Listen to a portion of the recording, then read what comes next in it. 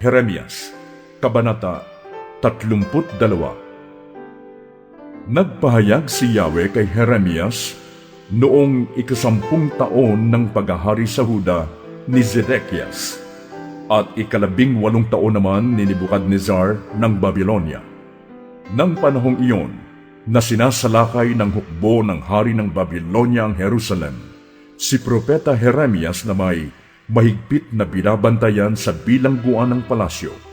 Ipinabilanggo siya ni Haring Zedekias dahil sa kanyang patuloy na pagpapahayag at pagsasabing, "Ito ang ipinapasabi ni Yahweh, ipapasakop ko ang lungsod na ito sa hari ng Babylonia. Si Haring Zedekias ay hindi makakaligtas sa mga taga-Babylonia at iaharap siya sa hari nito.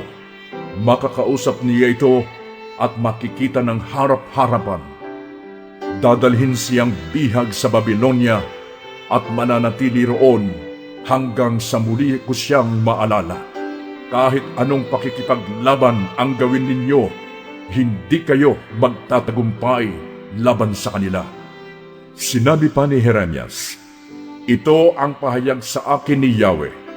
Si Hanamel na anak ng iyong amaing si Salum ay lalapit sa iyo upang ipagbili ang kanyang bukirin sa Anatot, sapagkat ikaw ang malapit niyang kamag-anak at may karapatang bumili niyon."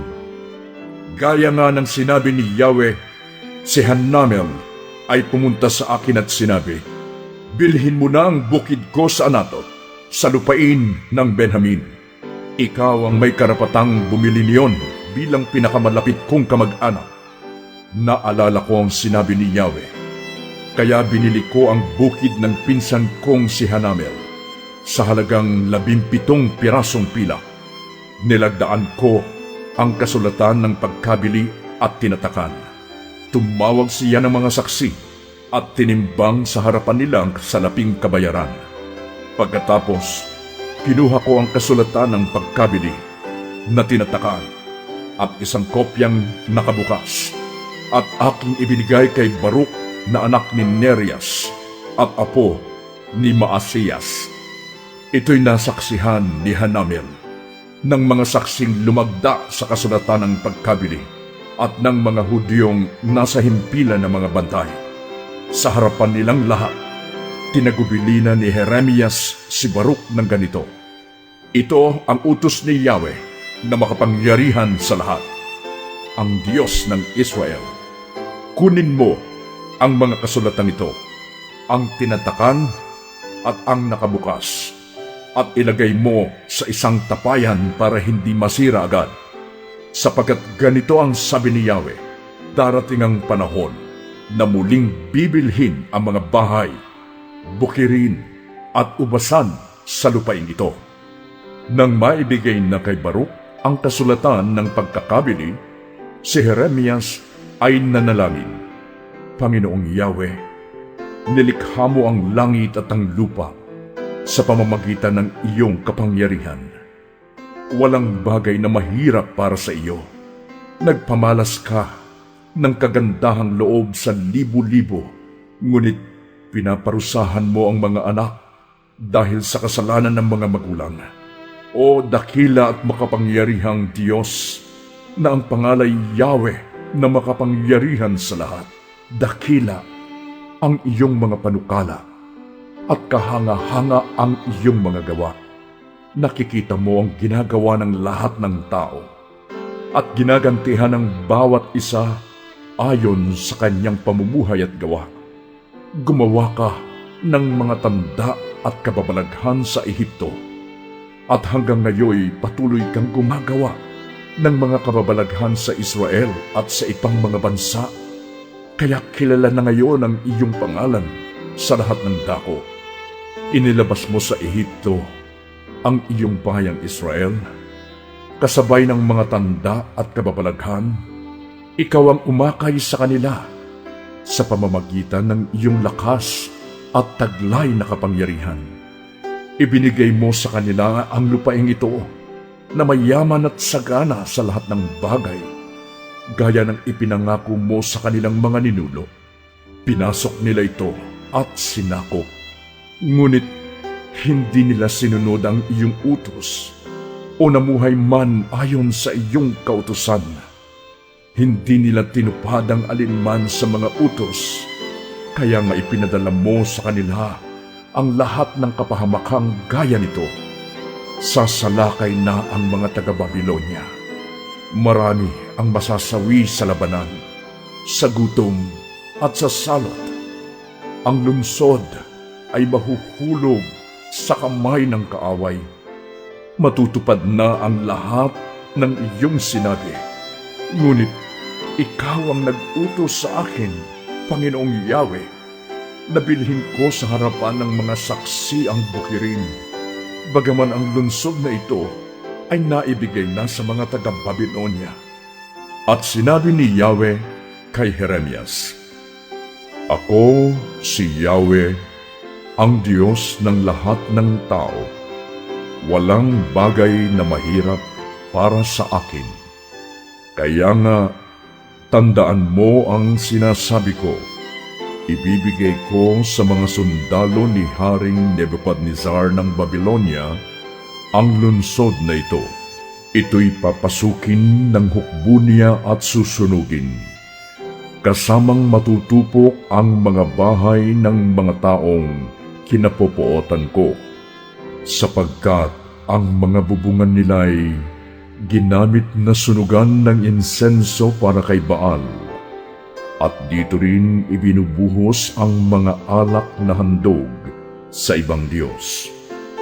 Buhat pa sa pasimula, wala nang ginawa ang Israel at ang Huda, kundi puro kasamaan, kaya nagagalit ako sa kanilang ginagawa. Ang sabi ni Yahweh, mula nang itayo ang lungsod na ito, lagi na lamang nila kong ginagalit, kaya wawasakin ko na ito.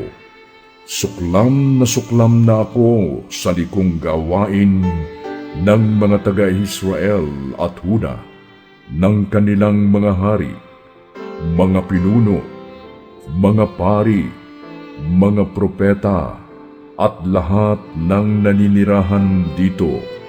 Ako'y tinalikuran nila, bagamat patuloy ko silang tinuruan, ayaw nilang makinig o tumanggap man ng payo.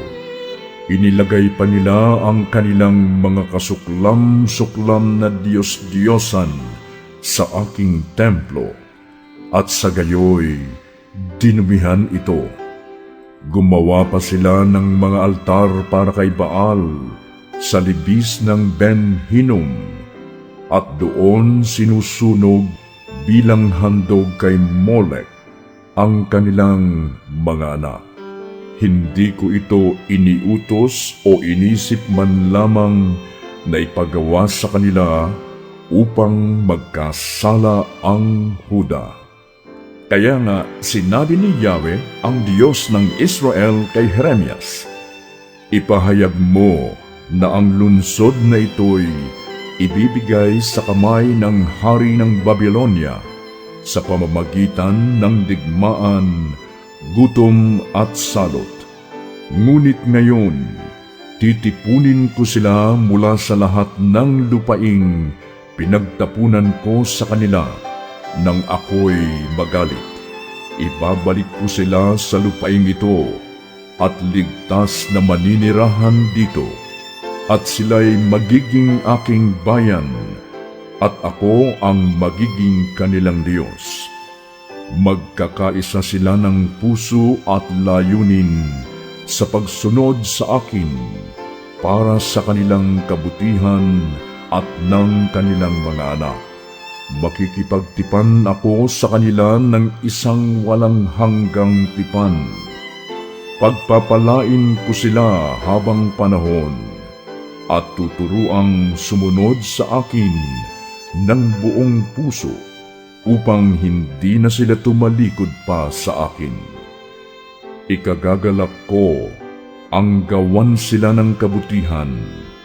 Ipinapangako kong patatatagin ko sila sa lupaing ito, at gagawin ko ito ng buong puso't kaluluwa. Sabi ni Yahweh, kung paanong pinadalhan ko ng kapahamakan ang bayang ito, gayon ko ipagkakaloob ang kasaganaang aking ipinangako. Muling magbebentahan ng mga bukirin sa lupaing ito, na ngayoy wala nang naninirahan kahit tao o hayop, at nasa kamay ng mga taga-Babilonya. At sa pagbibilihang muli ng mga bukirin, lalagdaan at tatatakan ang mga kasulatan ng pagkabili sa harapan ng mga saksi.